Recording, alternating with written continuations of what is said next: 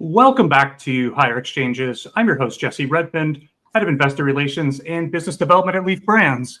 I sound terrible today. I apologize in advance. My microphone decided to stop working a few minutes before the show, so I'm talking through my computer. So apologies for that, but I think we'll have a great show today. I'm excited to talk with my friend Morgan Paxia. Morgan, how are you today?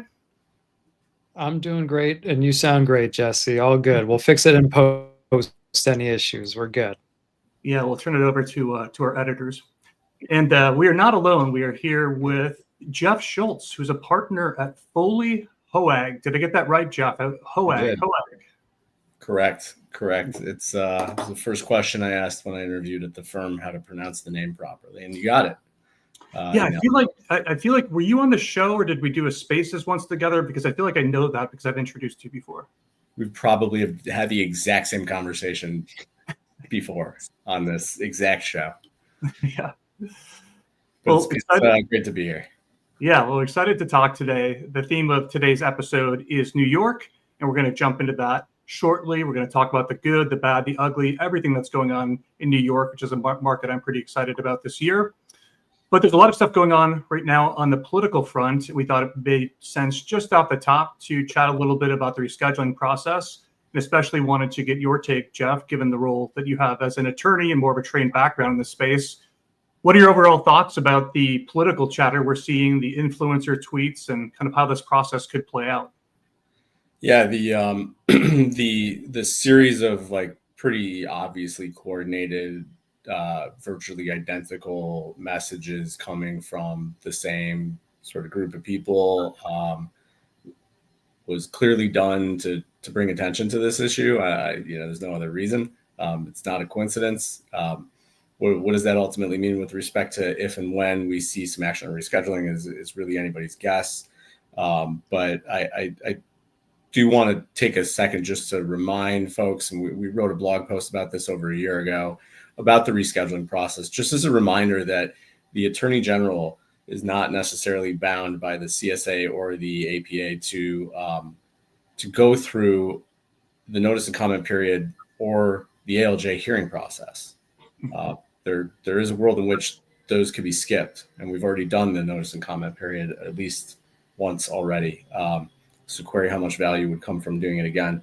That's just a data point and piece of information I think to keep in mind should the conversation pick up in the in the weeks and months that follow. Personally, I thought I wasn't going to see a lot of action until the new DEA head was confirmed. That hasn't happened yet, but that's just my own speculation. Anything can happen. And clearly, the chatter's picked up the stock prices. We see it happening, right? Like someone knows something, or someone's spreading a well-founded rumor, which could be nothing more than that. We don't. I don't know. Do you think the most likely scenario is that we resume the ALJ hearings or go to a final rule?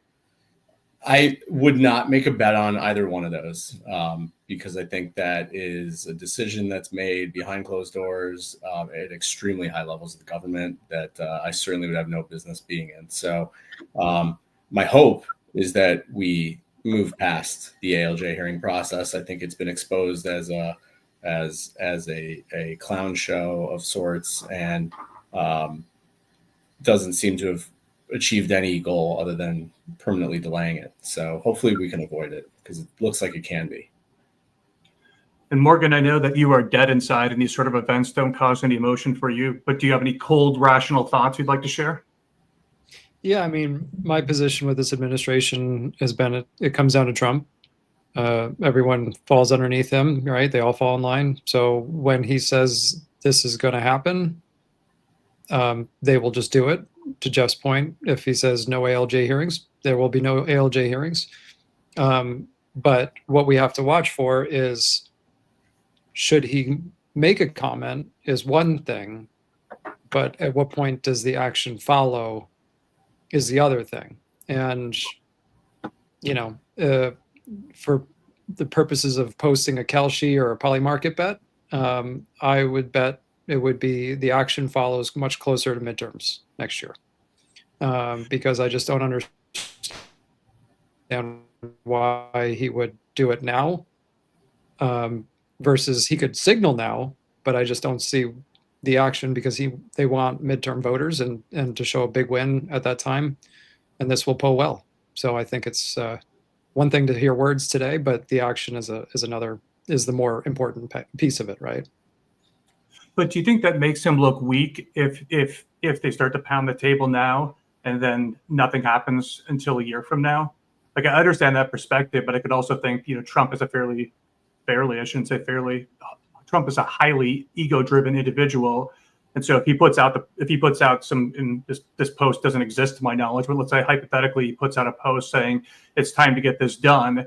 And part of that is to dunk on Biden, saying, you started this, you didn't finish it, I'm going to quickly finish it. It seems like it would look better for him if he put out the post and got it done more quickly. Yeah, it doesn't really change my point of view. I mean, what's 1 year for him with everything else that's going to come up between when he says this comment and when, the action would follow? I mean, there will be a million other things that will come up and that will seem like it takes precedence, and then we'll come around to getting to it. I mean, there's been many things that have been commented on that need to get done, and then 15 subsequent things come up and we all forget about that one thing that was said before then, and then it finally comes back around again. I mean, not to get too crazy, but I mean, like, look what happened with the Epstein files. It was promised that they were going to be released, and now they don't exist. So, what do you think, Jesse? Man, I don't feel like I have any edge in predicting these things. Like, I feel like I'm just embarrassing myself by putting out an opinion that isn't grounded in, I think back to the first hedge fund that I worked for, and the person that founded it, I always focused on, where do you have an investment edge? Where do you have an investment edge? Do you have it in timing? Do you have it in valuation? Do you have it in momentum? Do you have it in market neutral? Do you have it in long only? Do you have it in shorting? So I always think, like, do I have an edge in this? And I just feel like I'm throwing darts and more giving like a cocktail party opinion. But I guess I would lean more towards what I said before, which is, if he puts out a post or some sort of public thing saying let's get this done, I would think he would want to get it done sooner than later. But I also understand there's a rational case to holding on to it until the midterms. But if that's the plan, then why do all this drama show right now? Why not save this drama show till the spring? This is data gathering, right? I mean, they are phenomenal, the best, arguably, ever of political gamesmanship. And this would be a fantastic data gathering at a low point from a political cycle. And they can see how this will resonate with their base. And so, look, I want it done. I'm just trying to think pragmatically about the environment and, of why now. I mean, I can totally understand the why now for why they got the tax bill done is, there was some people that were not super psyched about it. So you get it done now. And so people forget by this time next year that we're unhappy with it. They've already moved on. So I don't know. I mean, I guess we've just been around. Maybe this, to your point about me being dead inside, of like, we've just seen this story so many times. I'm just, until it actually happens, I'm expecting, that political strategy. And regardless, I mean, there still is value for him coming out and saying, like, let's get it done, because Biden wouldn't even comment on it, right? He was completely useless about, like, really championing it. So if he's gonna put it behind him and he's got strong support, I mean, then I feel like there's at least some pathway to this being resolved instead of just being stuck on the DOJ's desk and not being touched. Yep. I see you nodding your head a bit there, Jeff. Any of this resonating with you? Yeah, like we've seen some tweets in the past where looked like he was clear. The at least Republicans were testing the waters to see what the reaction would be, and it appeared at the time for no other purpose, right, than to gather data, and that very well may be the case. But if it is, like, that's also good news, because the data is going to be really, really favorable toward rescheduling. It's pretty obvious. I mean, anybody could look at the responses and read without having to, use Palantir, and figure out that there's overwhelming support for this initiative. What does that really mean? I don't know, but I think it's a good thing. They're going to see when you go out into the world and ask if people want this, they're going to see the answer. And the answer is, something like 80% of voting Americans are in favor of decriminalizing and regulating cannabis. I've maintained for years that the flip side of that is, despite almost uniform view on policy among voters, it's not a dinner table issue for virtually anybody. And politicians also seem to know that. So they know that they're not going to win or lose an election based on their position around legalizing cannabis, which is, I think why it's suffered from indefinite, constant delays, why reform has been delayed so long. It's just, at the end of the day, not that important to most voters, and politicians know it. That tide is shifting to an extent. We see that playing out a little bit in the Farm Bill, and other, stakeholders who are now interested in the outcome of federal policy change for cannabis, and those who have a lot of money to allocate to lobbying efforts. Once people with money get involved in this, and it appears that they have, I don't know how much, but then things really start to change. Yeah. Any other closing thoughts on that, Morgan, before we transition into the heart of the episode on New York? Yeah, well, yeah. I mean, I think Jeff touched on this last bit that we didn't, in this discussion about what happened today in the Senate approach of voting to ban consumable hemp, but giving it a year. What does that year do? I mean, there's a lot can happen between now and then, but at least, they're not causing chaos in the meantime, when this could be a completely different dynamic if, cannabis is rescheduled. So it seems interesting. Like, why else, if they're saying, and if Senator Probst in one hand is saying, unregulated intoxicating hemp is being marketed and sold to kids, it's terrible, but let's just wait a year. Like, that to me is like a massively conflicting statement. If they understand that there is a real problem that's not being addressed, but like, let's just do nothing for another year, maybe they're like kind of like saying, all right, we're really just kind of kicking the can, because this is all going to get largely resolved anyway. And with cannabis being rescheduled, it's all going to be basically falling into the same world. And then we can just create one set of regulations instead of having two tracks, which makes no sense at all. It should just be, I think, Jesse, what do you call it? One plant, one regulation, or whatever, same idea here. Yeah.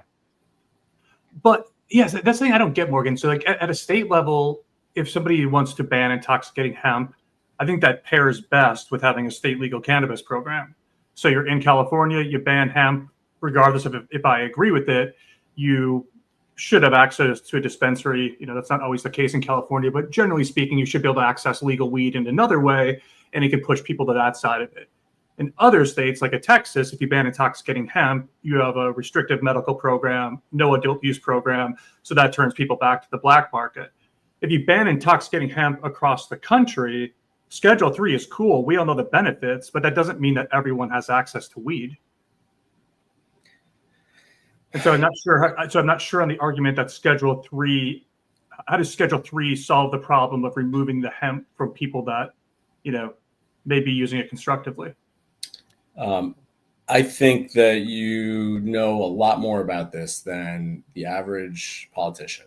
And they, are like, oh, rescheduling. Well, okay, well, that'll fix this. We won't have to deal with this in a year. And maybe if that gets done, they don't. I wouldn't overestimate the level of knowledge and expertise that the average politician has on these issues. Right? We're talking like this is advanced AP cannabis that we're talking about here, not like learning to read.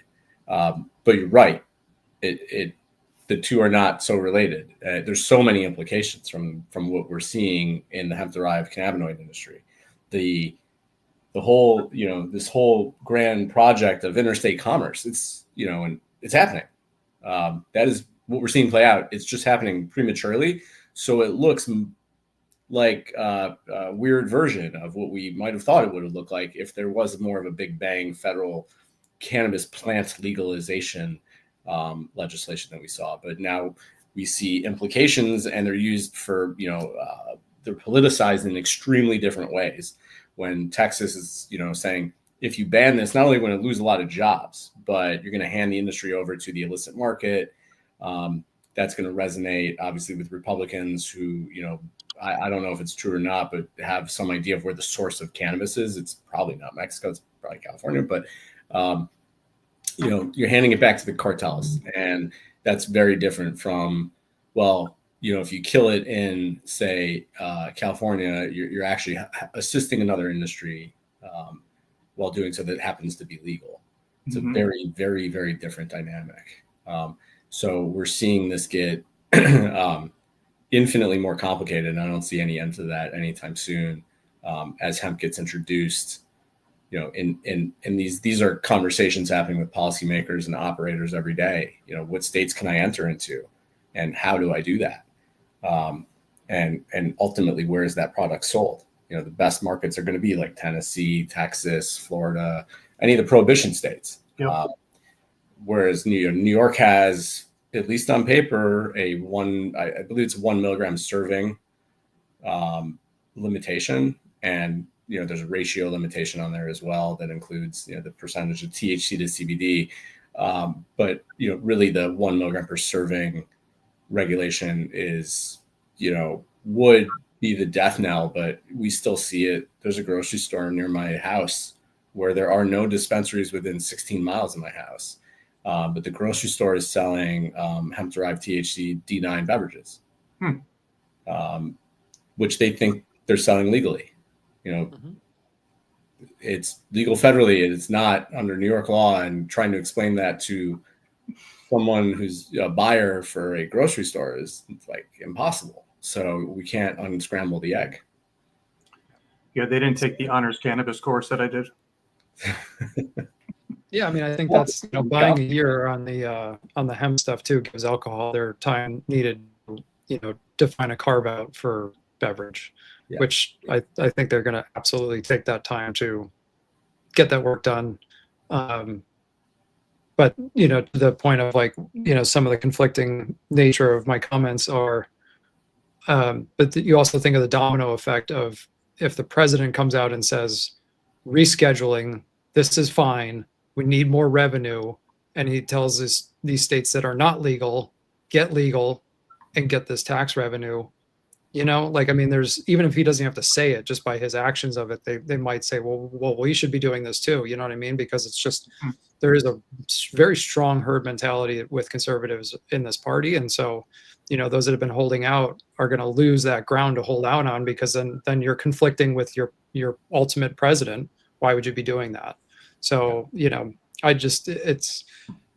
but I think this is part of the messy emerging phase of a legalization industry, an emerging industry, is like, it's not going to fly through perfectly. And we've just been through a lot of awful shit. It might get a little bit noisier, but it seems like, there could be some clarity coming through it. And, I don't like the idea of waiting another year. I mean, I know a lot of companies can't wait much longer, but I don't, to Jeff's point of do they really understand where these companies are fundamentally? Do they actually even care? I don't think so. They care about themselves, and they care about winning, and they care about votes. Pretty much get more votes. Yeah. And at the end of the day, if the people who own, invest in, and work at these companies that are failing are those are the folks primarily impacted. If they're not even voting for candidates based on their decision making around cannabis or lack thereof, who is? So I think that's part of the analysis here. Companies may be going out of business, but does whoever has the most at stake care enough to change their vote based on that? And that's a pretty extreme example, and the answer is still often no. Yeah. I would love it if there was a Kelchi poly market on this. That would be great. This would be another way to lose money. So this is another thing to keep in mind on the state stuff. Like, Mississippi did not end alcohol prohibition until 1966, 33 years after federal alcohol prohibition ended. It's up to the states. If Idaho doesn't want cannabis in their state, they're not going to have it. Are they going to have to deal with bootleggers or, illicit market product coming in for years afterwards?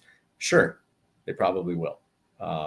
That's one of the outcomes of being one of the lone states, to try to prohibit something that all of your neighbors allow.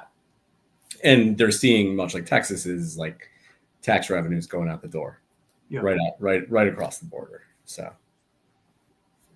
Well, we could talk about this sort of stuff the whole show, but why don't we take the opportunity to transition and talk a little bit about New York. New York is something that's, was a state that got off to a slow start and since appears to be getting a lot healthier.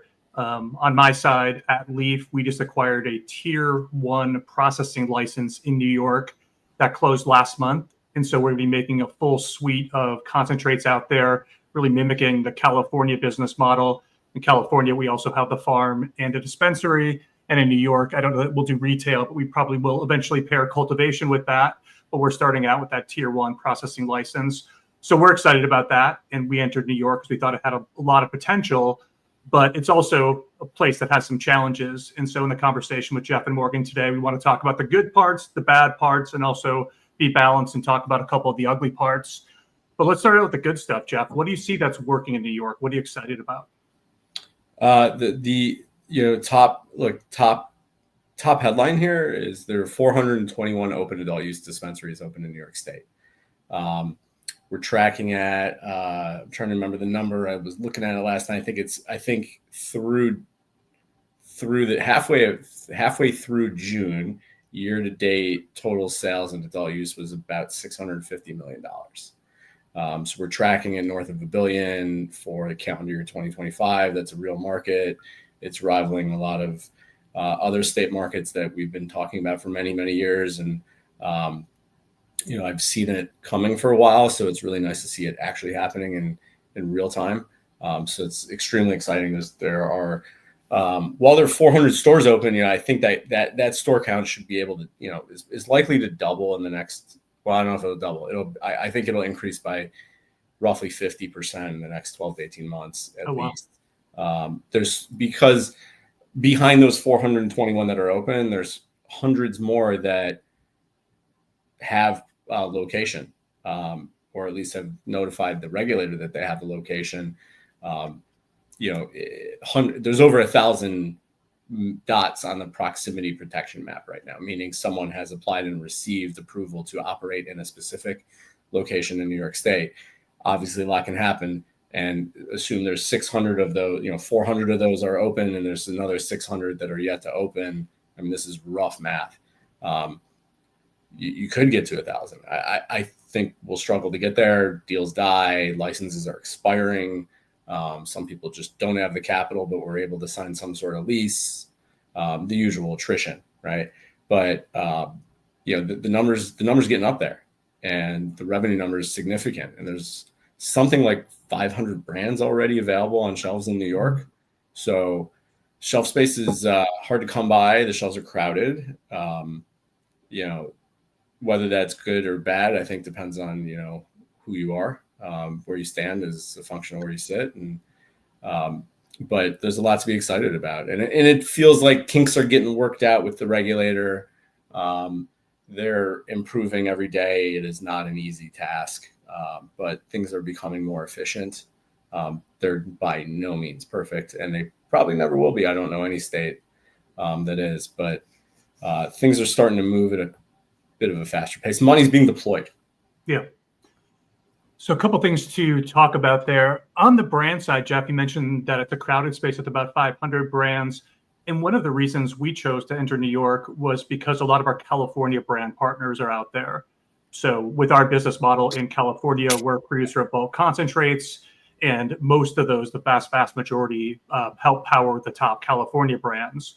Yeah. And so some of our bigger partners, the Kivas, the Wylds, the Jetties, the heavy hitters of the world, a lot of those brands are also in New York. And so we like that because it gives us a built-in sales channel. Are you seeing, Jeff, the strength of California brands as one of the trends out there? Or are you seeing a counter to that with some New York brands I might not be familiar with that are doing really well? I think it's totally case by case. I'm seeing success on both sides, for sure, right? There's a lot of I'll call them non-New York brands. I don't want to be too geocentric and call them all California brands, but the reality is that most of them are California brands. Or people think of them as California brands. They're not all. There are brands like Butter is a Michigan brand. They're in New York, right? There's a lot of neighboring brands that are entering the space, but those California brands are coming with, a bit more capital, it appears, and look, often several years of experience to get up and running perhaps quicker than others would be able to do. But the other side of that is there are a number of stores, not all of them, but there are a number that are that are preferring to carry local brands that were born here in New York State. Yeah. And even some shelves, you'll see like New York brands on their own shelf, and some consumers prefer those brands. But that's not. I don't think that's ruling the day at all. There are the names you just rattled off are all, I think, mostly all killing it in New York. Yeah. There's a lot of very familiar brands on shelves I see all the time that seem to be doing extremely. Wyld, not a California brand. I wouldn't call them one. They're in California, but they're not from California. They're doing extremely well. I have OCM's list of 2024 brands, the top 150. I just have to pull it up, but it's mixed. There's opportunity. There's also like you have to put in the effort. You can't just buy shelf. You literally cannot buy shelf space.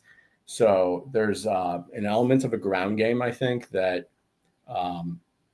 needs to be understood really well day one entering this market, especially if you're coming from another state and you think it's going to be a certain way here.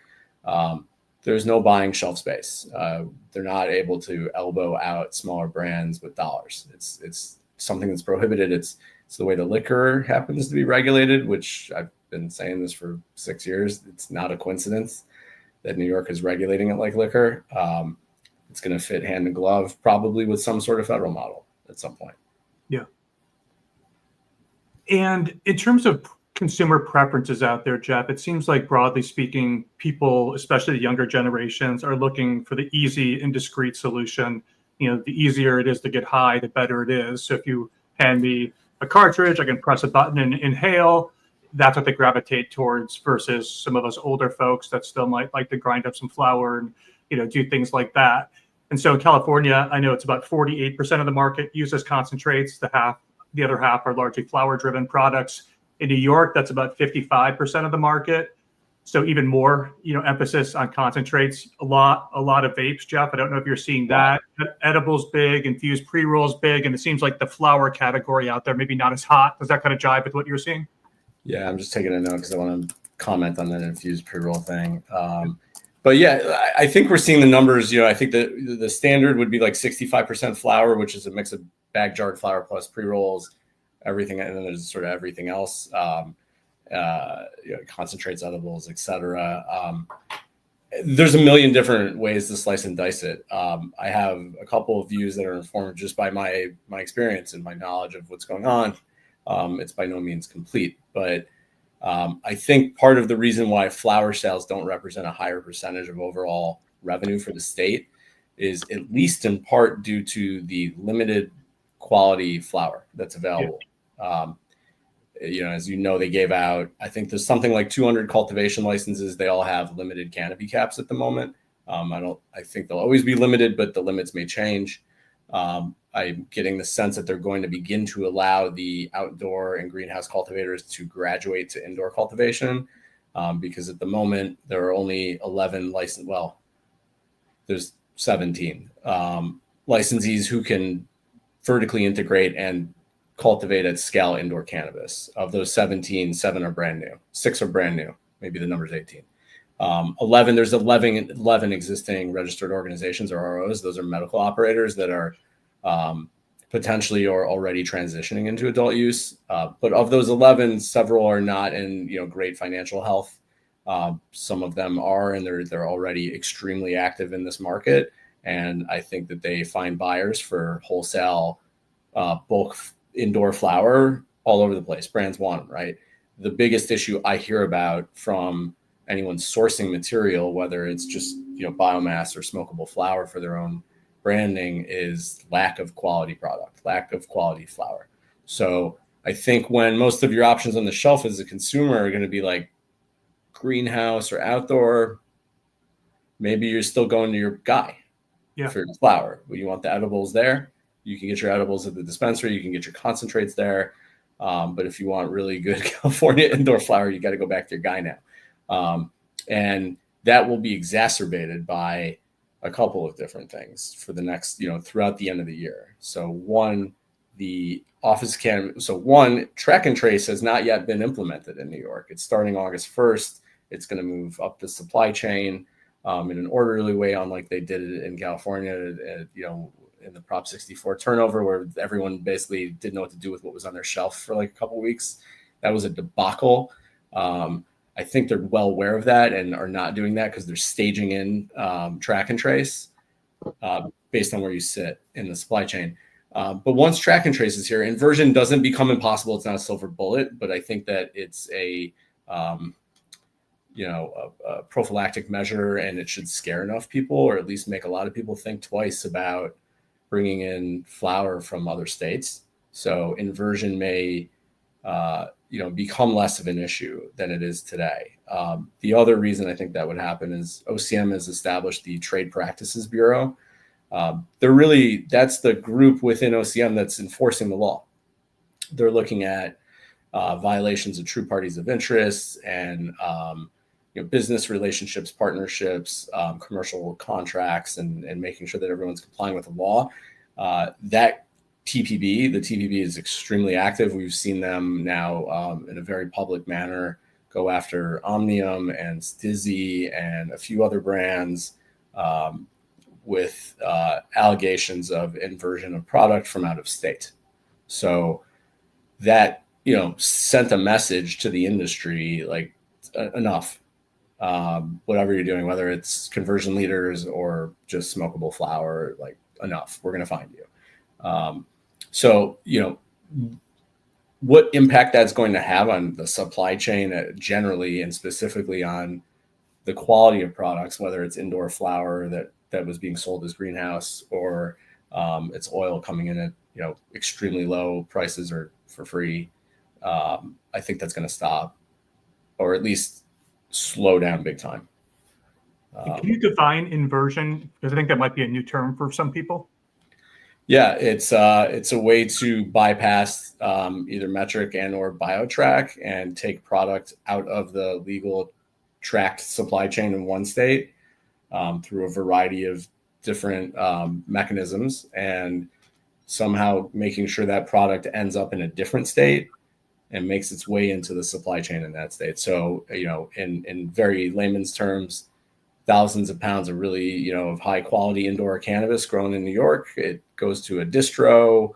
It's sold from a distro in California to, it's sold from a grower to a distro in California, and that distro somehow finds a way to get it to someone in New York. And that product is sold as legal, regulated flower grown in New York. Mm-hmm. There's no one watching right now in New York, right, without track and trace. You can get caught. I don't know what happened with STIIIZY and Omnium. I don't even know if it's true. Again, there are allegations at the moment. So, but no, that's been a widespread practice. It's not just California. It's happening in Oklahoma and in Michigan. So, yeah, it's taking it out of the supply chain and moving across state lines, which is still federally legal unless you're hemp. And last question in this section, then I'll throw it over to you, Morgan. But Jeff, one thing I've become more sensitive to in these new states, maybe states period, but especially as states are rolling out, is how quickly is retail growing versus how quickly is cultivation growing. So what I mean there is in California, we quickly had some massive grows, and there's tons of product and tons of flower being grown and put out into the market. But we struggled in California to build the retail footprint. And so we have about 1,000 dispensaries here. About half of those you'd want to do business with, because the other half don't pay their bills or are in trouble. So you have a bit of a limited landscape on the dispensary side in California. We should have thousands, but we have about 1,000. And then on the cultivation side, it's come down. But for a long time, maybe still, we have maybe some overcapacity on the cultivation side, which has driven prices down really low in California. So looking at New York, Jeff, what are the dynamics you're seeing in terms of retail expansion, pairing that with cultivation expansion? And do you feel like those are some good synergy or good balance between those two pieces? I think that the regulators done a phenomenal job, honestly, of maintaining some price balance in New York by, and I do think it's intentional, right? I think the regulators are rightfully concerned about crashing the market. A lot of things could have been done to do that already, and they haven't. I believe, but don't know for sure, but I think that it's a good educated guess to say the reason they haven't given out many cultivation licenses in the last year, they hand them out here and there, but again, these are 25,000 square feet, maybe a greenhouse, like that's a license. So when you say there's 200 licenses, it doesn't mean that much. It's all about aggregate canopy. How much of it is even being used is a completely different question, but they've done a good job of managing the supply chain to date. But the store count has now gone from 2 something to 4 something in the last 6 months. So something almost close to doubling. I don't think it hasn't doubled yet, but if the store count doubles in 12 months, that's a really big deal. Yeah. It doesn't mean demand's going to double, right? But there are different outlets for the product, and that's not ending anytime soon, right? There's currently 421 as of the end of the month. If we end the year at 550, I won't be surprised. I would be surprised if we end the year at under 500 stores. So the demand is going up. It's clear. But for reasons I just explained, inversion slowing down, not coming to an end, but slowing down, is and the failure to allow any of the existing cultivators to move into indoor, what will take the other ROs that can be scaled indoor. Look, a lot of them won licenses in the last 6-9 months. It's going to take them 2 to 3 years to become truly operational. So they're not going to be an issue today. I could see a bit of a supply deficit, right? I think we might have a shortage maybe around year end or leading into Q1 26 if things stay exactly the same, which is store count keeps growing at a really impressive pace, but canopy is not really growing at all. And there's no longer a way to make up for that by bringing in oil and flour from out of state.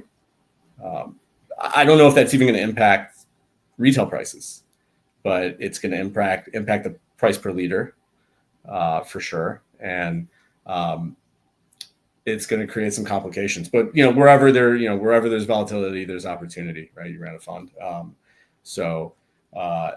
There's a lot of opportunity to do things here in New York, but I think supply is going to kind of become a little bit of an issue unless they allow us. If you could convert now, if you can take your outdoor license and quickly move into an indoor facility and start cranking fairly quickly, I don't think it'll be a problem. And I think they're seriously considering that. So you could see track and trace come in, inversion reduce, supply comes down, but at the same time, more dispensaries are coming in, demand could be going up. Do you think that leads to higher prices and healthier margins? It could, and we always have to talk about, does that mean healthier margins? Does it mean lower sale? I don't know. Yeah. It should mean better margins. What it should mean for sure is not worse margins.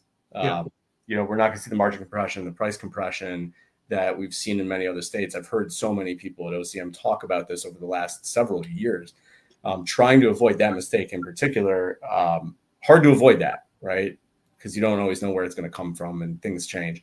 But trying to balance supply and demand is one way to try to keep things stable. But yeah, I think that there's a distinct possibility that prices do go up. If this plays out, that there is a real shortage. We don't really know what inventory exists in New York that's truly legal. There's no way to know. That's just a fact. So we're going to find out though. And I don't know. I don't really know how much of it's actually coming from somewhere else, but there seems to be a decent amount of it. Okay. Well, so, I think this is really interesting. I mean, we have kind of seen these dynamics before in new markets where, it's really hard to match supply and demand from a regulation standpoint. There's lag times, there's capital, who knows, right? I mean, you build a grow, and before you do your first harvest, you get a retail license before you even can get it. Like, how long is it before you get open? Because you got to build it and get all this permitting and all this stuff. And we've seen this where wholesale prices went down going into that change, right? And it seems kind of the BioTrack turning on is kind of like one of these potential moments where then all of a sudden we could see a wholesale price spike. And it doesn't always, to your point, it doesn't always move the margin across the ecosystem. You're just causing kind of havoc between the retailers and the wholesale, right?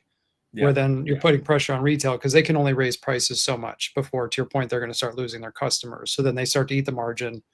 And then when they start to get that margin back, they can be pretty aggressive back on their wholesale partners because they're like, well, you screwed us when prices went up and we couldn't pass that all through. So now we're going to put a lot of pressure on you. And so those can kind of start becoming a fighting dynamic until things settle out again. So it can be quite a volatile phase.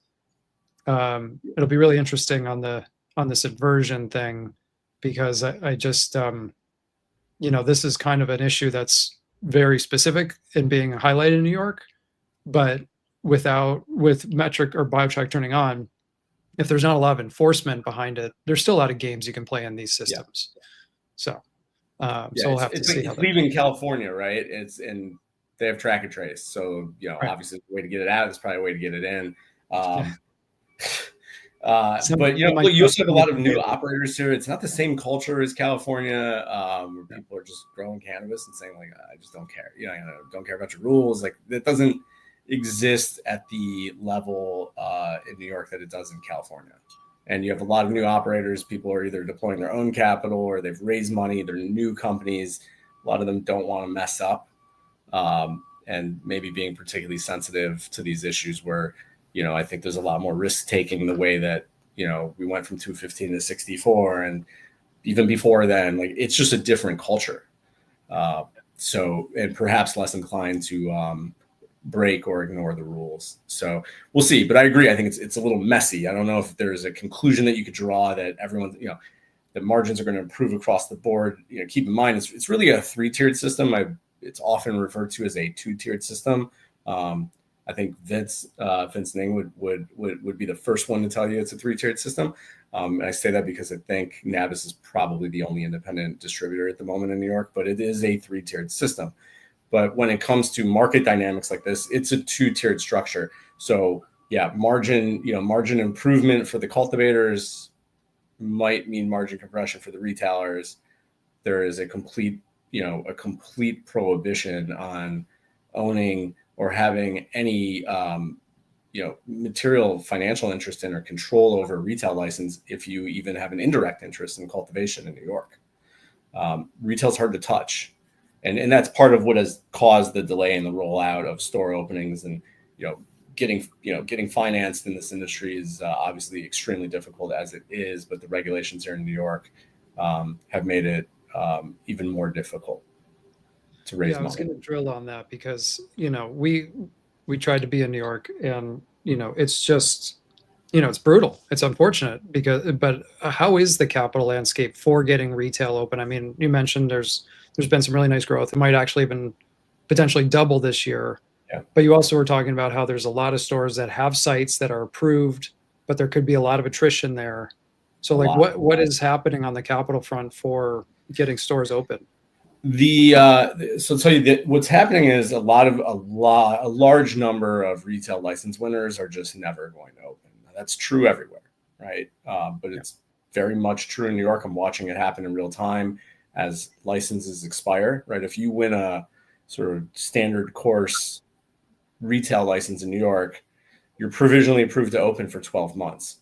If you can't show, you don't have to open, but you got to get pretty close. You have to operationalize your business within 12 months. The card licenses had anywhere between 24 and 30 months. Those are starting to roll off for those card licenses that aren't open. But the other side of that coin has been some investment activity. I describe as passive investment, but what's happening in the overwhelming number of cases is the licenses are changing hands into the hands of people who, one, want to open and own a dispensary. Not everyone who wants a license wants to do it or is capable of it, but two, has the money to do it. So the licenses are, behind the scenes are changing hands, these retail licenses, into the hands of people that definitely have the money, whether they raised it or it's their own or it's family money. What we're seeing, the New York retail landscape is truly independent, private, very, very bifurcated ownership. They're either one-offs or they're small groups that own a couple of stores. You're technically not supposed to open, you're not allowed to own 51% of more than 3. I'm not saying there's not a way around that, but there are ways to, as a group of warm bodies, to go beyond 3 stores, and that's happening. And people with money are finding their way to those licenses, so they're funded.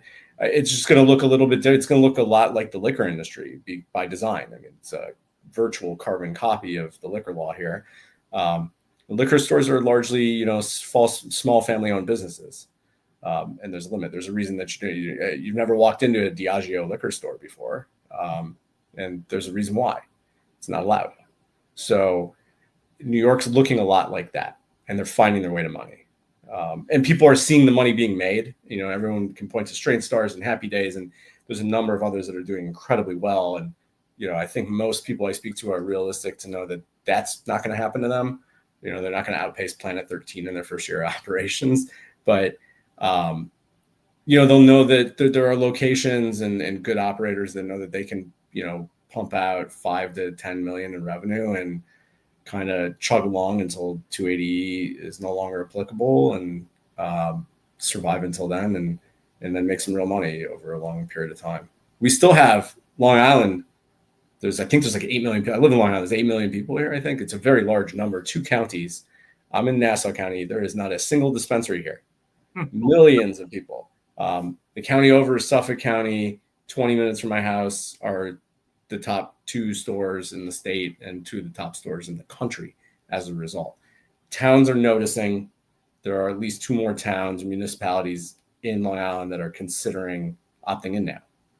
They want access to that tax revenue. And I think they're realizing, like, the boogeyman didn't show up. Like, nothing has happened. Nothing negative that they've been told would happen has happened. And they're starting to warm up to it. That is what could lead. That's, to me, the stretch case is a lot more towns that are out now opt in, and there's somewhere for all these licenses to go. So, just mindful of time here, and I'll pass. We've got so many more, but because we had our opening diatribe on, I might not get through all mine before I'll pass it back to Jesse. But New York was intentionally kicking and screaming, it seemed, to open, to allow for the process to happen. And they were saying, because we're going to be the best social equity. We're going to put this forward. This is going to be how this is. But in reality, as you were just saying, who are the groups that are getting open? It's wealthy families that can privately fund these things because they can't it's hard to get outside capital because of anyone that's already in cannabis can't touch it. There's like all these stupid restrictions around it. But what is it doing? It's just consolidating to the wealthy families that can open these things. Yeah. And I don't hear New York, pontificating or, getting on the soapbox about how we are champions of this. Have they just let that go? And just because they realize we just got to get this market open because we're really fighting a bigger issue of the rampant illicit issue is, what changed? Well, I think it comes down to, at least in part, how do you define social equity and success, right? And I was asked that question by a reporter months ago, and who was thinking about writing some like expose on how social equity licenses are being sold to people with money. And I'm like, I don't know, it's a free market. Like, what? And the question was something like, do you find that to be? Does that mean that the program, from a social equity perspective, has been a success? I say yes. I acknowledge I'm probably not entitled to a real opinion on this. As someone that didn't really suffer from the misapplication of our criminal justice system, particularly in New York with the Rockefeller laws. But if the options are, and OCM has said this, right? Some folks at OCM have referred to the social equity program as reparations, right? So do you write a check to people who have been directly impacted by cannabis prohibition as a state to, make up for that? Or do you give them the opportunity to own and operate their own business, but also make the decision to sell it if they'd like to and monetize it? And if they're, they never opened a store, never put any money into it, granted, in most cases they don't, but then offload their license for $500,000-$600,000. I don't know. I'm not in a position to judge whether that's a success, but that sounds pretty nice to me. You can't force people to open their businesses, particularly in this environment, in cannabis in 2025. So, did someone walk away with a nice fat check without having to really, open the store and work there, really do much other than, apply, get the license, find a buyer and sell it? Maybe that is a success. And I think we have to look at it through that lens. That said, 50% of the licenses today are C-owned, which is social and economic equity. So that's it's women and it's minorities. It's really generally anybody other than white Anglo-Saxon men or Middle Eastern, right? Those are the categories that are not included in social equity. Service disabled veterans are counted in social equity, and that's 51% more ownership. So half of the licenses, and that was a stated statutory goal. They met the goal. More than half of those licenses are majority owned by women or minorities or service disabled vets. So that in and of itself, I think you have to say is a success, at least as of today. How many of those licenses will ever be operational businesses is TBD. But again, whether they make it to that point, I don't think is as relevant as did they get out of it what, was intended. Maybe they got cash. It would have been great if I applied for 3 licenses, won them, and made a couple $1 million off of it. I would think that's a fantastic outcome. And there are really good examples. You have look at Jeremy Rivera, look at Happy Monkey, right? Look at Vlad and those guys, Cos Marte. You have people who have very much been directly impacted by cannabis prohibition in New York State, who are now owning and operating and crushing it in this market. And there's dozens more behind them. That's in addition to some of the charitable organizations that are 51% owners of Housing Works, travel agency. That money is not even, passing through a middleman. The profits from that store are going directly to a charitable organization that's focused on criminal justice reform. If that's not the most elegant solution we've seen play out in real life, I don't know what is. So, kudos, right? They deserve some credit for this. It's not all a train wreck. A lot of people got screwed though, and are continuing to. So I don't want to, I don't want to leave that out. But and a lot of people were bamboozled, and it's been rough to watch. But overall, the market's really healthy right now in New York. Yeah. No, it's great to hear the success stories for sure. And also, I 100% agree that if you win a license, you shouldn't be obligated to run it forever. If you want to sell it, you should be able to sell it. I think that should just be true for any social equity in any state, period, end of story. Because just because you win, doesn't mean you all of a sudden have to become a retail operating expert, and you might not even want to do that. But now you feel like you're stuck doing this. I think it's a great value to be able to sell it and move on, or maybe you can sell it and say hey, I'd like a job. Yeah, and that's happening. Do that too. Yeah. And that's happening in large part. There are a lot of deals where you're not allowed to change. Right now, the state is not allowing 100% ownership change. So a lot of these deals, there's an interim phase where the seller is still on the cap table for 51%, and they have to be in control of it for somewhere between 2 to 4 years. And part of these deals is worked into a lot of these deals is they're compensated for being a board member and their oversight function, because they're required by statute, at least for a few more years, to at least, babysit it. And that's worked its way into several deals also. So it's interesting to see it, see things iterate here. And I think I've worked on at least 25, maybe 30 M&A, it's hard to call it M&A, but, licensed trading. They're complex deals, but they're happening, at any given time. I'm working on 2 to 4 of them every month. So they're flying around and people want to get open fast because there's a lot of cannabis to be sold here. That's right. Well, last question for me, and I'll pass it back to Jesse. But, it does sound like the system is starting to function better, obviously up from a low base and getting into a more, material base. And it's doing that all with a pretty gnarly tax regime, right? Where you have this, effective tax rate when you actually like the stated tax rate versus the effective tax rate are very, very different, where you're like, somewhere in the 30 to 40% effective tax rate for what were we talking about, Jesse, before? Was this in like when you add it all in from wholesale into retail, like it's a pretty significant burden. And New York is not on an island.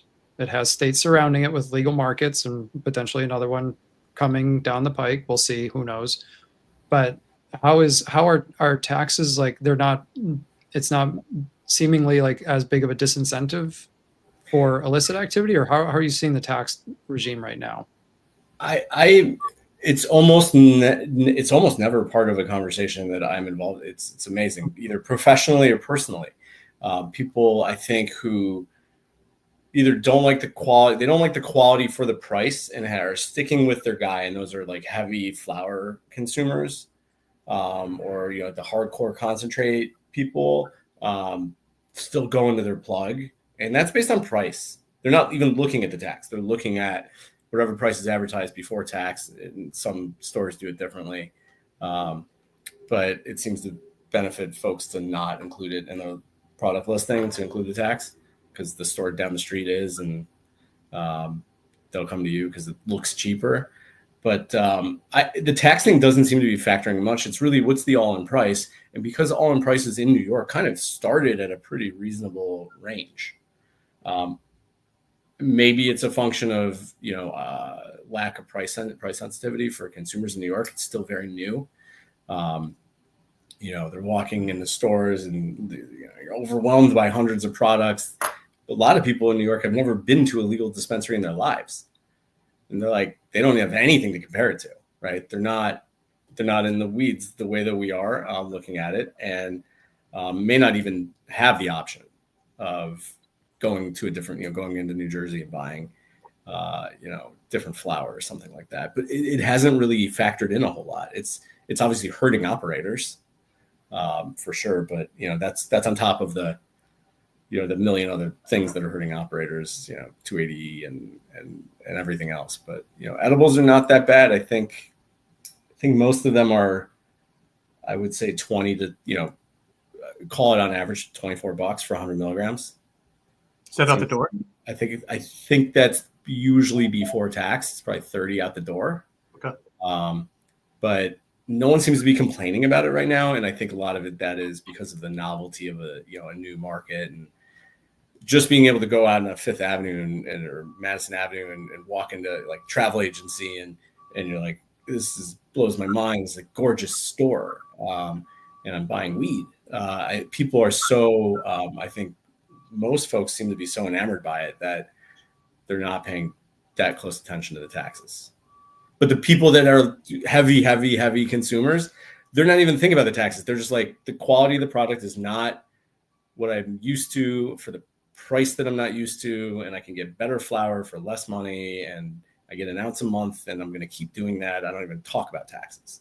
Yeah. So it will, right? To me, it's more of a mature market issue. I think that'll come out in the next year or two.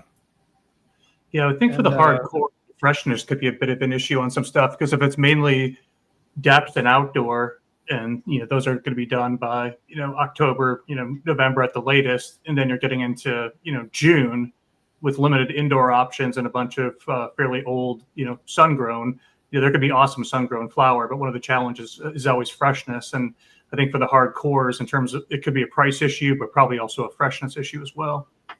Yeah, I don't think in June or July right now you're going to find a lot of high quality outdoor flower. Yeah. Right. We're not there yet. Maybe in the fall, right? Like, I don't know how many people are timing and thinking about that, but looking at maybe by Labor Day I'll buy some depths or some outdoor to try it and see, did someone actually pull it off and grow really high quality stuff? They will. I also think we didn't talk about the micro businesses, which make up a really small segment of the market, but they are also allowed to grow indoors. So I don't want to, misstate by omission. Micro businesses are allowed to be vertical, but they're capped at 3,500 square feet of canopy. Not the easiest business to build out and fund. The numbers can be decent, but it's pretty expensive to build out a grow, even if it's 3,500 square feet of canopy and you don't get economies of scale. That said, there are a lot of those licenses in the hands of very, very good cultivators. And I think that we're going to see, I'm very much looking forward to the day when there's a shelf of micro business flower, micros growing really good indoor and it's limited quantities. That probably should be where the top of the market is. That's where the $65 eighth is going to be.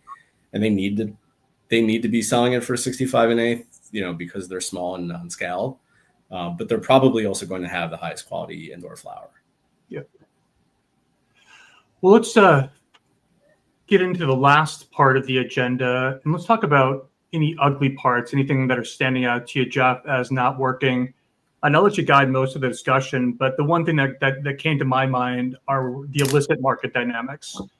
And I know that a year or two ago, all we heard about was the bodegas in Manhattan, and it smelled like weed everywhere, the ice cream trucks. And it seems like a combination of enforcement there, plus more doors opening on the dispensary side, may have shifted that dynamic a bit. But I'm curious to see what your impression is in terms of that battle between, I don't even know if it's a battle, but the goal of converting the illicit market to the legal market.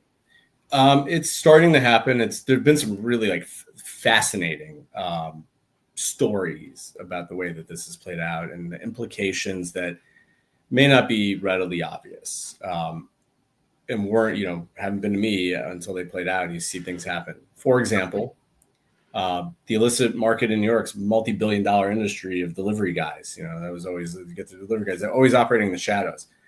The smoke shops opened, started using some of those real traditional market guys as their distributors. And as those smoke shops made enough money, they cut them out and put them out of business in doing so, because those guys were losing, they were losing business to the smoke shops. And now they're not supplying them anymore. Right. So those guys, I think are done. Not completely, but a lot of the real traditional market pre-smoke shop is dead. Not all of it, plenty of it around, right? Plenty. By no means is it gone, but it brought the illicit market into the spotlight, and it went from in the shadows, we don't know who they are, they're delivery guys, they've got warehouses all over the state, we'll never find them, to, oh my God, you're operating in broad daylight, like on Broadway and 46th Street. Like, we just need to go in there and close the door. And that's what happened. And unfortunately, the state and or the city, depending on who you want to blame, has flubbed the process. And there are a ton of challenges in courts right now throughout the state about the legality of these searches and seizures and padlocks, and that's all getting litigated right now. It ties into even the hemp industry to an extent, right? I think a lot of people quickly got a hemp retail license and used that as a shield and said, no, I'm a hemp retailer. And who knows what they're selling, but they continue to get shut down. There are not nearly as many. I don't see many at all in the city. They're still kind of around, but it's been largely taken over by the legal market, which is really quite nice to see. But again, challenges remain because the way they went about enforcement is being challenged. and rightfully so. It's unclear. There are like a lot of the cash is missing that was seized. A lot of the product is obviously missing. Who knows where that went? It's a stain on what is otherwise a really strong initiative to shut down this illicit market. And we also have a mayoral election coming up very soon, and the leading candidate, has expressed the position that he would prefer to defund the NYPD. So he's never commented publicly, at least to my knowledge, on it. But my guess is he would not be terribly supportive of law enforcement's efforts to shut down smoke shops. And there's more to that I'll keep to myself. But I'm not sure that the front runner for the next New York City mayor is going to be on board with enforcing these regulations until someone explains to him that it's for the benefit of people who've been harmed by the war on drugs to shut them down. We'll see. It requires a lot of law enforcement cooperation, which he doesn't seem to be too thrilled about doing. So we'll have to see how that plays out. But I'm still very, very hopeful I'm very bullish on that market, and glad to see the illicit market kind of disappear a little bit. And I think the reason, even THCA, the prevalence of THCA all over the country, the timing of that, and I don't think it's a coincidence, lines up fairly well with the shutdown of the New York smoke shops. Coincidence? Yeah. Doubtful, right? So it's got to find a home somewhere, wherever it's coming from. And that product that was being sold in the smoke shop is now called THC and sold in the gas station somewhere else, not New York. And do you think, Jeff, that the OCM often presents a rosy view of things? And I ask that because there's a statistic here that I wrote down where they're claiming 67% of consumers who use cannabis are buying from regulated dispensaries. That number seems really high to me. I don't even know how you come up with that number. Right. How would you know that? I didn't know that. Hey, we're the regulator. Are you buying legal weed? Oh, you're not? Oh, thanks. Yeah, right. That's not. I don't know where they're getting that from. It's possible that's true. I don't know what their sources are, but like any agency, like any government agency, some of the information that they present publicly is colored by politics. And, we could have an hour-long discussion about what I really think about that. Some of the data coming out, some of it is just straight up objectively fantastic, right? The numbers are great. And I don't know how much of that is transition from the illicit market, how many of that is new consumers, how many of that is, how many of those are tourists, I don't know how anyone could figure that out. And present that data, I think, saying it's defendable. I don't know where you get that data. I don't know where that comes from. That's a crazy number, but it's obviously working. They've, New York sold $650 million worth of legal cannabis in the first 5.5 months of the year. Something good is happening here. Is it 67% of all consumers?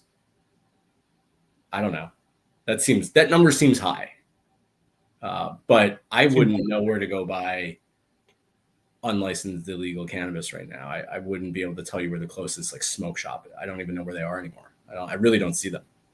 So in your social circle, Jeff, let's say you're hanging out at a barbecue and a couple people bust out some weed. Is that more likely to be legal weed? Almost exclusively. Interesting. Okay. 9 out of 10 times, unless it's the 1 out of 10 who's the heavy smoker who smokes weed every day, and that's the guy that's still using his plug, who likes his flower wherever it's coming from and is paying a fraction of the price. And I think that's never going to go away. It's just not. There's home grow. So, people are going to get their hands on it, but by and large, yeah, I think almost everything I see is legal, and I get to see a lot. Everyone, around me is like, oh, look what I got, and show me the package. I'm like, I stopped cringing probably a year and a half ago. Mm-hmm. I'm like, oh, those, your nerd rope thing. Your 600 nerd rope. Like, come on, think about it. Do you think the nerd rope is legal weed? Do you think that's a real thing? They're like, oh yeah, you're right. It's nerds. It's like a real company that doesn't like that. the people showing me the 200 milligram nerd rope and saying I ate the whole thing and I didn't get high, and I'm like, that's because there's no THC in it. Or there's only 3 milligrams and they sprayed it on. Those days are kind of done. I don't see that anymore. It's really just, I know it's someone, the 1 out of 10 that is not showing me a legal product is like, I got this stuff from my guy. It's this new stuff. What do you think? Yeah. I mean, I don't know how you guys feel about that, but like, that's never going to go away. Yeah. Yeah. In California, I see it with a lot of the heavier crowd, the guys that like the fancier rosin, the fancier flower. It seems like there's, that group, like you said, the heavier consumers that, man, people don't realize, but when I had the dispensary, there was somebody that used to buy an ounce of flour and 4 grams of rosin every single week. Wow. And he had a medical condition where he had a blood disorder where cannabis was the only thing that kept him from being nauseous. So let's set him aside. But there's a pretty good group of people that honestly smoke, an eighth of flower a day. Like that lifestyle for sure exists. And when you go into dispensaries, you often it's changed, but you don't always get a discount on the ounce, especially if you want different strains. And so, I think that heavier consumer is one that's gonna gravitate towards the traditional market. I had a good laugh at that nerd rope thing because I had a buddy that used to have these 600 milligram nerd ropes. Must have been 5 or 6 years ago, and he'd always offer them to me, and I'm like, yeah, I think I'm all good on the nerd ropes, thanks though. And he did the same thing where he'd be like, I can eat half of this and tolerate it. It's like, yeah, because let me try this. Yeah. Here's a 50 milligram level tab, and let me know how you feel in a couple hours. Yeah. Some people are great with it. Those are awesome. Those level tabs are cool. Shout out Hirsch Jane. He introduced me to those, and I got some of those. And those are a neat product. Do you have one more thing on the ugly side, Jeff? You might want to share with us before we get ready to wrap it here. Yeah, I think that there are a lot of kinks in the regulations that need to be worked out, and knowledge that needs to be, there's within the agency. I think that there's some. A lot of issues that they just need to figure out how they're going to handle certain things, and they haven't, and it's leading to very long delays in very critical decision-making contexts, whether they're personal or professional. I will give you one example, right? The current position at certain folks at OCM is that, at OCM, period, is that a license itself may not be transferred between 2 entities. What they consider to be a transfer is a change of control and ownership of the business that owns it. But the transfer of the license itself cannot happen between a person. If you applied in your own name for some reason, and a lot of people did that, you're allowed to transfer into a sole proprietorship, an LLC that you own 100% of. Otherwise, the license itself cannot move from my business to your business. Notwithstanding the fact that there are probably 10 references to exactly that in the statute and in the regulations and in the guidance that talks about transfer of license, not transfer of the business ownership, transfer of license. And there are a lot of folks that, some people applied for licenses under their existing business because they didn't, they misunderstood the application requirements. And now, as you guys know well, like now they have a non-cannabis business that's tainted by their cannabis business. So you have banking issues, you have potential 280E exposure on your your construction business. Like, it's crazy. And then you have folks that applied, they have their name on licenses, they've had life circumstances change, and they can't have their name on the license. And they need to get their name off the license, people that really need that done. And in many of these cases, the only way to fix that is to move the license to a different entity. Everything else is the same. The lawyers just make more money, right? In a transaction like that. So instead of an asset purchase and sale, you've got a equity purchase and sale. That's one issue where they're not allowing for that, even though the law seems to. No one's going to go and sue them over it. Like, it's not worth it. So people are stuck in precarious situations. That's maybe a little thing. Maybe I'm reaching on that one, but I see it in my daily life because I'm a lawyer. The other thing I'd say is I think they've now fixed it, but what has been a really big issue is proximity protection. And I think, again, that's why we're going to be capped at a certain number. I don't know if it's 700 or 800 stores, but OCM released a data point that, if everybody that applied for a retail license was awarded one, there would be 4,000 dispensaries in New York. That's not true. If everybody that applied for one won a license, there'd probably only be 1,000 to 2,000 stores that open, because they didn't factor in attrition rate or people that violated the rules, can't open, don't have the money, blah, blah, blah, blah, blah.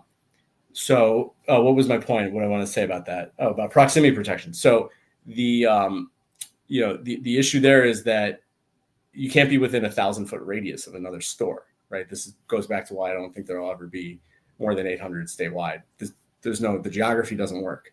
And when you factor in landlords that have debt, landlords that don't want a cannabis tenant, opt-out towns, there's no way to fit more than, I think, 800 stores statewide. What they did with proximity protection, what we're seeing become kind of a battle here, right? It used to be change that 1,000-foot halo to 500 feet. By the way, the liquor law is 500 feet, not 1,000 feet. And there's a waiver process. If you want to be within 1,000 feet of another dispensary, you submit an application for a waiver from proximity protection rules, which allows you to operate within 1,000 feet of another store. They've been inundated with these waiver requests. Some have been granted, some have been denied.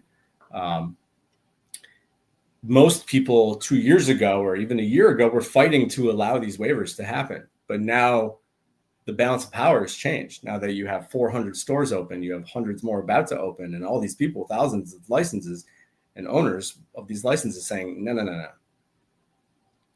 Make it 2,000 feet, make it 10,000 feet. I don't want anybody else opening. So you now have a group of people who are fighting against waivers, and a lot of people who are fighting for them. Obviously, the people fighting for them don't have their location yet. They just changed the rules. Instead of saying, if you're within 1,000 feet, you can apply for a waiver and maybe we'll give it to you. They're now saying, if you're within 1,000 feet, but if you're within 500 feet, don't ask. We're not giving it to you.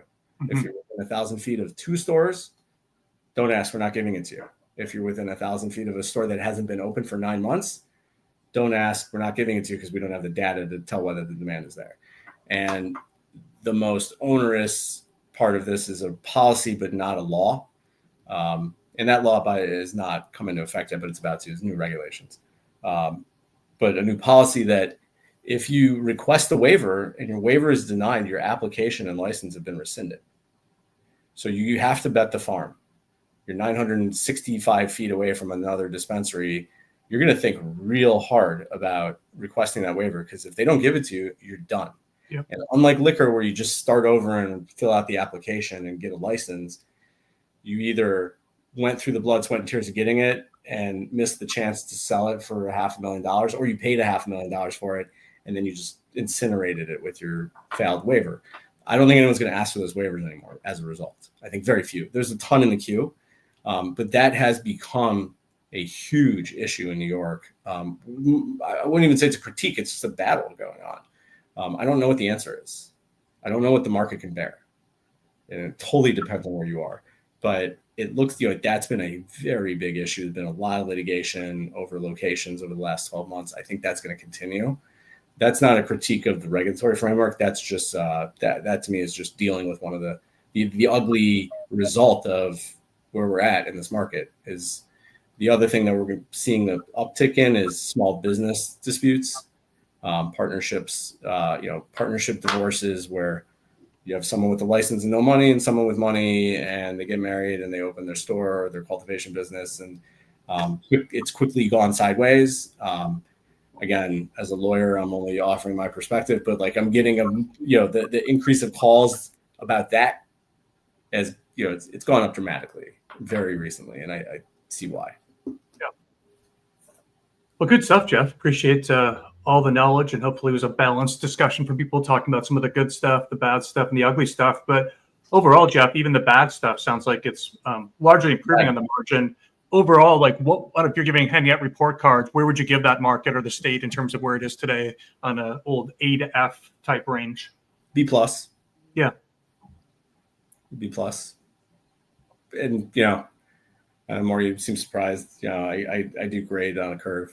But it's going well. It's going well for most people. And I'm saying that as forget the outside world, forget everything else that's like troubling about cannabis and difficult about this industry. That's the curve. Like, forget all the other stuff, which is a vast majority of the problems that operators have to deal with. Like, just in the vacuum of New York, like, it's going pretty well. Yeah, that's what I I'm was going to ask. seeing, Is this a relative score or is this Yeah. just an absolute score? And so I got it. absolute score can't be a B plus. No one's in the B plus range anywhere, right? Except for the hemp-derived cannabinoid industry, which I think is going to live another year at least. But yeah, I think in New York, like, it's pretty decent. And not only do I see some good numbers, starting to see equity raises with like that are like real numbers, people raising real money, not a ton, but it's out there, and people getting to the finish line after 3 years, and finally, the finish line is when they get to open their business. But seeing people who have spent the last 3 years struggling to navigate, this maze, become operational is reason to celebrate. Whether they succeed is, it's on them at this point. But yeah, I give it a B plus. I don't know. I think that's a really good grade. Yeah. Well, great. We'll have to have you back on in 6 months or so and see how your report card is looking then. But Morgan, why don't you take us home and finish it up with an Ask Rock here? All right. Well, my question, I tried to ask it in an interesting way. So this is what I actually asked Grok. I said, we are discussing New York State legal cannabis on the Higher Exchanges show. What do you think I should ask you, Grok, about New York State and legal cannabis that would be interesting to our listeners? And it gave a huge answer. So I had to pick one. It gave me like a whole bunch of different topics to ask.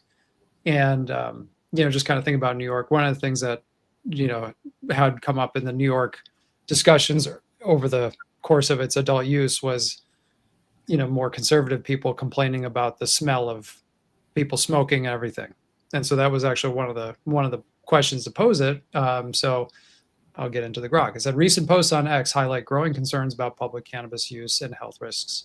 What are the current rules on where cannabis can be consumed in New York, and how might advocacy for stricter public use restrictions shape future policies? That was Grok's question to itself. And so then it answered, in New York, cannabis can be smoked where tobacco smoking is allowed, but it's banned in schools, workplaces, vehicles, and smoke-free public areas, with local governments able to impose stricter rules. Recent X posts and advocacy highlight concerns about secondhand smoke and youth exposure, pushing for tighter public use restrictions. Such measures could sway conservative support for legalization by addressing public health and nuanced issues, but they risk clashing with the cannabis industry and equity goals of enforcement, disproportionately targeting marginalized groups. Stricter public use policies might include blanket bans on public consumption or designated use zones, potentially shaping 2026 legislative debates. However, heavy restrictions could drive consumers to illicit markets, undermining legal sales and the MRTA's economic objectives. I think I agree with almost all that, except for that very last part. I don't think that limiting even a little bit of where you can consume in New York is going to have any impact on the social equity goals. In fact, it may help, right? If you want to open a consumption lounge, please explain to me how you're going to make money in a market where you're allowed to step outside and basically smoke weed anywhere.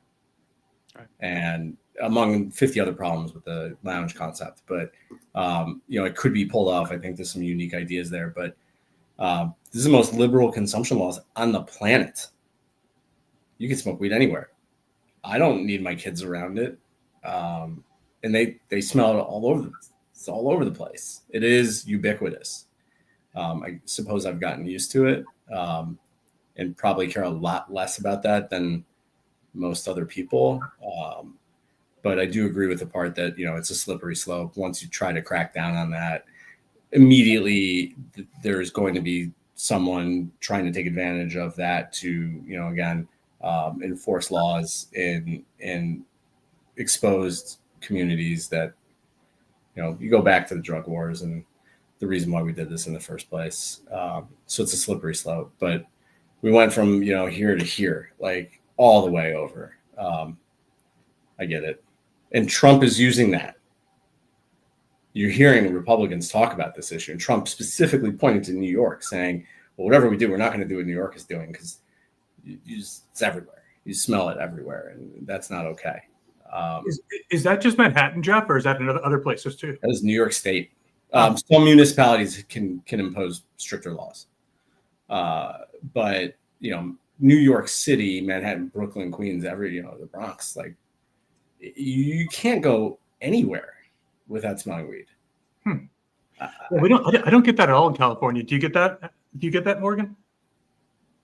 No, but I mean, Manhattan, Brooklyn, they're living on top of each other. I mean, it's interesting to hear that it's like that in Long Island, but I mean, walking around, here in Mission Beach or, downtown San Diego, and you smell it occasionally, but it's not always and ever present. Yeah. It is all the time, everywhere, morning, noon, night. I actually think that tells me like the best consumption lounge is a coffee shop that no one's opened yet. Like, no one, I don't know anyone. It's like, I'm just going to open a coffee shop that sells like pre-rolls and beverages, because there appears to be a massive demand to smoke cannabis before going to work.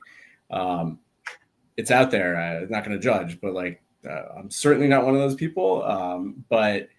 And I hope construction workers and, certain other sensitive groups of workers don't do it either. But it's very clear that there's a lot of people consuming between 6 and 9 a.m. Yeah. It's everywhere. I get off the train and it's weed. Yeah. I can't remember the last time I walked from Grand Central Station to my office and didn't smell cannabis in the morning.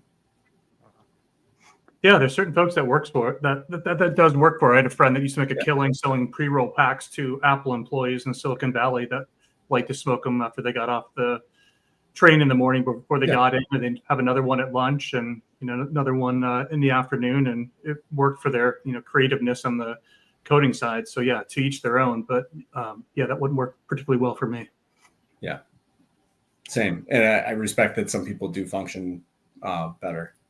I think it's a very limited set of people, but I am definitely not one of them. Yeah. Well, good chat today, guys. I'm glad we had you on the show, Jeff. This was a great conversation, and you've got a wealth of knowledge in the area, so appreciate you joining us. Of course. Thank you very much for having me. I really, really appreciate it. Congratulations on winning the New York license, and it's super exciting. And Morgan, I feel like I haven't seen you in, it's probably only been about a month, actually. But hopefully soon. Hollow Flowers and Revelry will be in New York in September, October, back to back. So cool. They're going to be, I'm excited for both of them. It'll be, that's probably the next time to check in. Is like, if I were you, I'd come here and see it. It's they're going to be spectacular. So. Yeah, I'll have to find a reason to get out there, and if I do so, I'll definitely hit you up, and hopefully we can get together. For sure. Love it. Morgan, always good to talk to you, my friend. Thank you all for listening. If you joined late and you're asking why Jesse sounds so terrible, my mic wasn't working today, so I hate that kind of stuff. So I apologize for the suboptimal sound, but we'll see if we can get that together for next time. So again, thank you all for listening, and we'll talk to you again soon.